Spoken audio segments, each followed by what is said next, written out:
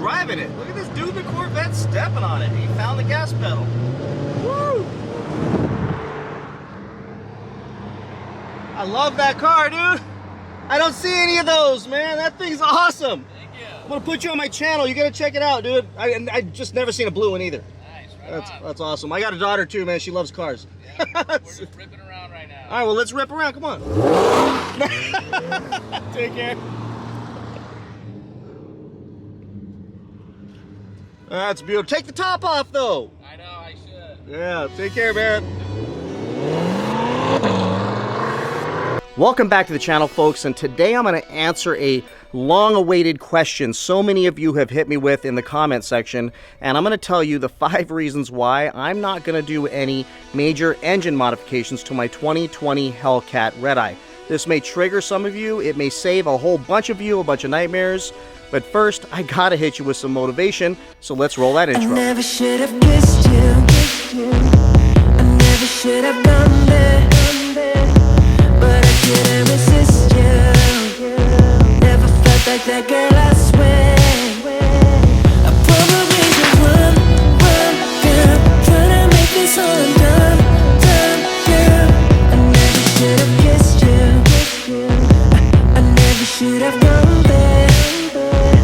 I know that there's a problem, and I know that it would kill me, kill me, but I can't resist falling, and I know that this will burn me, cause I'm playing with, yeah, I'm playing with.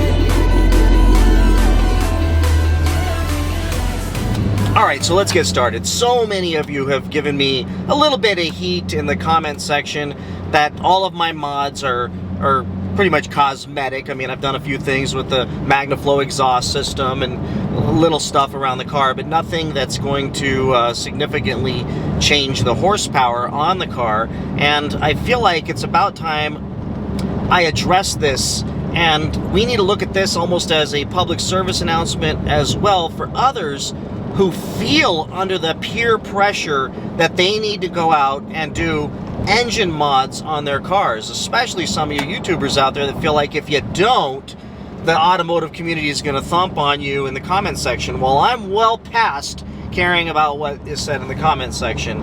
The brutality never ends. God bless you trolls out there. But everybody else, I think this can help you, and at the very least provide some clarity that I plan to make this channel fun, and we're going to do a lot of cool stuff. But first reason why I'm not going to do any major engine mods on this car, unless somebody convinces me otherwise in the comments section with a respectful, logical, well thought out, big-brained comment that maybe I haven't thought of yet. And here's why. Number one, obvious to everyone out there, don't tune out because there are 4 other reasons, but I don't want to void my warranty. Dodge gives a really good warranty. It's a 5-year, 60,000 mile powertrain warranty. Pretty much any engine mod you're gonna do to your car would void that warranty. I'm not looking to void a warranty that is this good. And the other fun part about this car is that this warranty covers you on the track. More about that in a second. But just imagine, go back like when I was 16 and I had a Datsun 510 with Holley carburetors on it, and it was slammed and it was all built to go street race. It was a pretty cool car. Literally every time I took that thing out on the road, it broke. And if I raced it, it broke. That was just part of the deal when you start to do all kinds of mods on these, on any car for that matter. Imagine you could buy, which you can, an almost 800 horsepower, 700 plus pound-feet of torque race car that'll do 0 to 60 in 3.6 seconds right off the dealership floor. And if you take it to the track and you've got the guy next to you with his fully built up aftermarket modded engine with all the smoke barreling out of the sides and the back and the loud sounds and the big thing sticking out of the hood and all that, and you're sitting there in your bone stock Hellcat Red-Eye and you both take off down the track and something goes bang, he's gonna go, damn, that happened to me last weekend. I thought I fixed that problem. And I'm gonna say, well, I just gotta flatbed this sucker over to the dealership and make them fix the car that they promised they would fix. I took these notes off of Hagerty.com and I wanted to share it with you for anybody who thinks I'm making this up. This is from the Dodge 2020 warranty booklet. Conveys this warning: your warranties do not cover the costs of repairing damage or conditions caused by racing. Stick with me here. Nor do they cover the repair of any defects that are found as a result of participating in a racing event, quote unquote. But wait, don't they build these Dodge cars for drag racing? Dodge's legal eagles have an answer for that too. The implied warranty of fitness for a particular purpose does not apply if your vehicle is used for racing, even if the vehicle is equipped for racing. As it turns out, there is some leeway for drag strip fun for some challengers. FCA U.S. product spokesperson Claire Carroll explained, quote, the SRT Hellcat and SRT Hellcat Red Eye are specifically engineered for performance, including recreational track use. So track use does not automatically void the warranty. However, non-OEM vehicle modifications, abuse, and or sanctioned competitive racing can result in unintended damage, which is not covered by warranty. Each warranty claim is evaluated and considered, such as the type of failure, driver action, and or specific instance will determine coverage. And then I did some more research, and it turns out that Dodge is really proud of being able to step up to the plate when these cars that are built to race break on a racetrack, unless you did something astronomically stupid and it was caught on video or you show up admitting it. They're standing by their product in most cases. So you can't even get a most case warranty, like maybe we'll cover it, the second you start to modify the engine on any of these cars. You take some of the older muscle cars, they're wrenching on that thing every single weekend. So those you say, oh, what about you are your warranty. No, I'm not, man. Look at these hands. I'm not breaking into this motor and tearing it down and rebuilding it back up, nor do I want this thing to be on a flatbed. I don't want it to be in the shop, and frankly, I don't know how much more horsepower I actually would need out of this thing. This thing is downright frightening as it stands. So that is number one. I'm not going to void my warranty on a close to $90,000 car. That would be stupid. And frankly, if I was the Dodge executives, I'd be thinking, you know what? The reason why we can cover these cars is because so many people out there modify their engines on brand new cars, void their warranties. So since we don't have to cover those guys, we can cover these guys on these cars who think they're going to tinker with absolute, in my opinion, perfection. And now let's go to number two.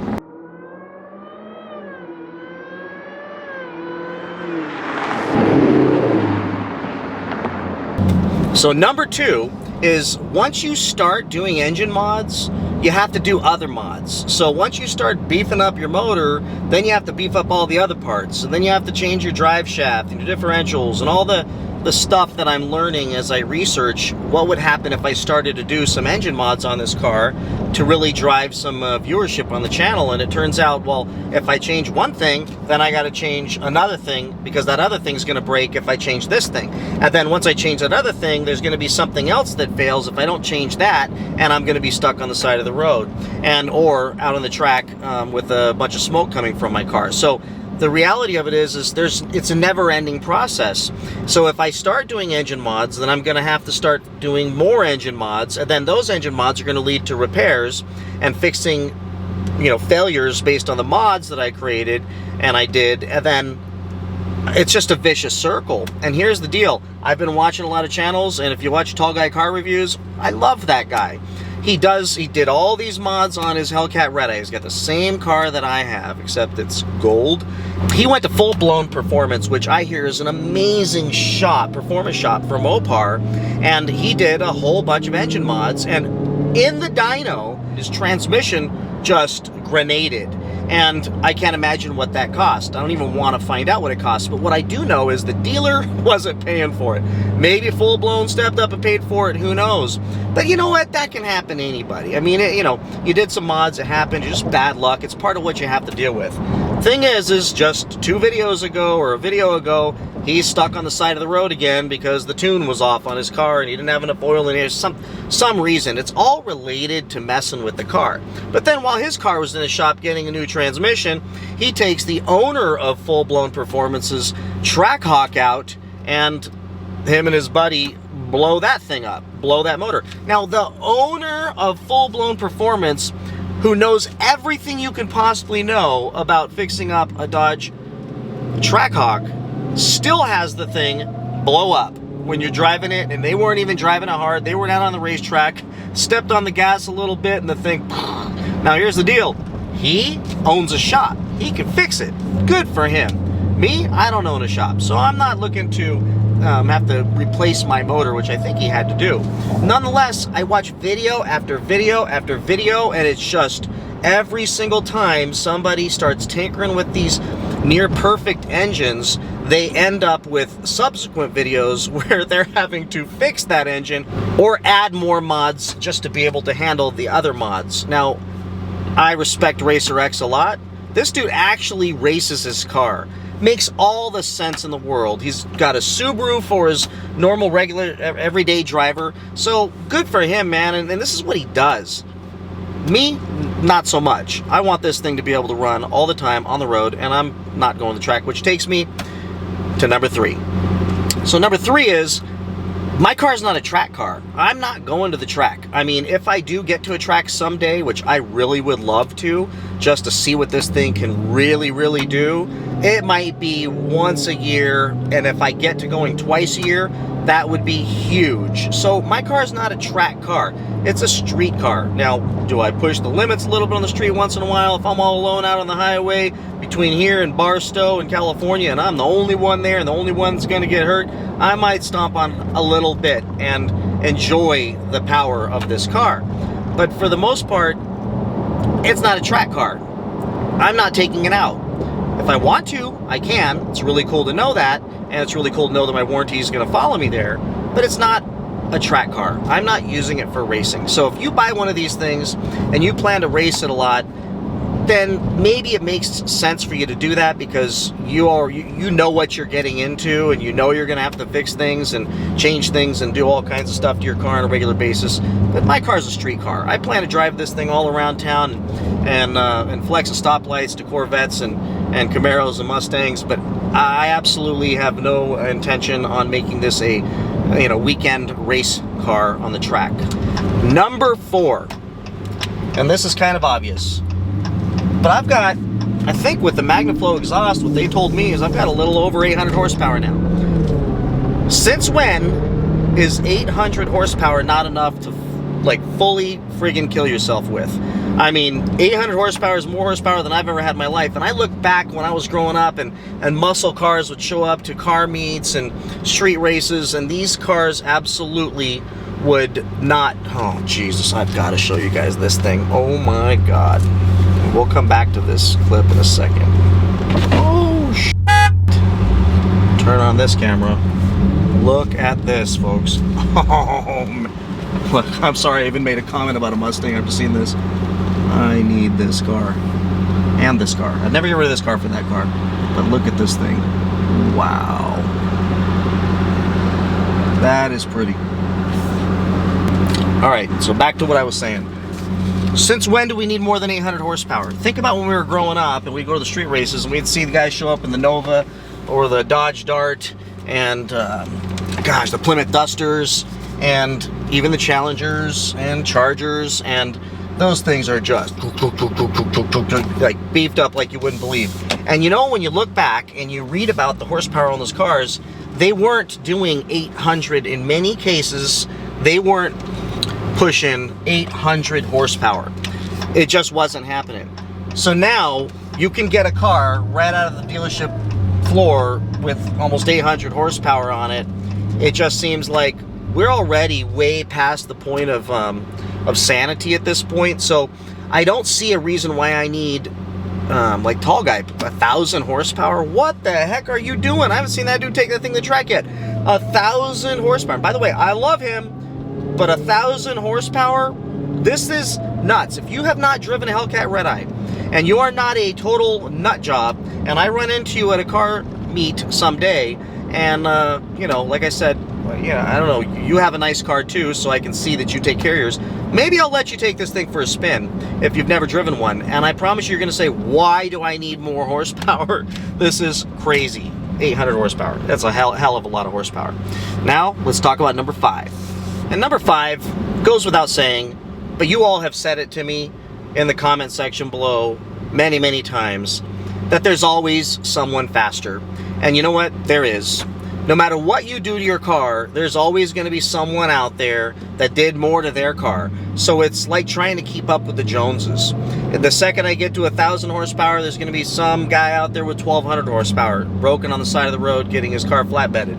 I just know that at this point, you got to be happy somewhere. I went past, I got the RT, and it wasn't enough for me. Then I got the Scat Pack. That was frankly enough for me. It was great. But then I got greedy, and I got this monstrosity.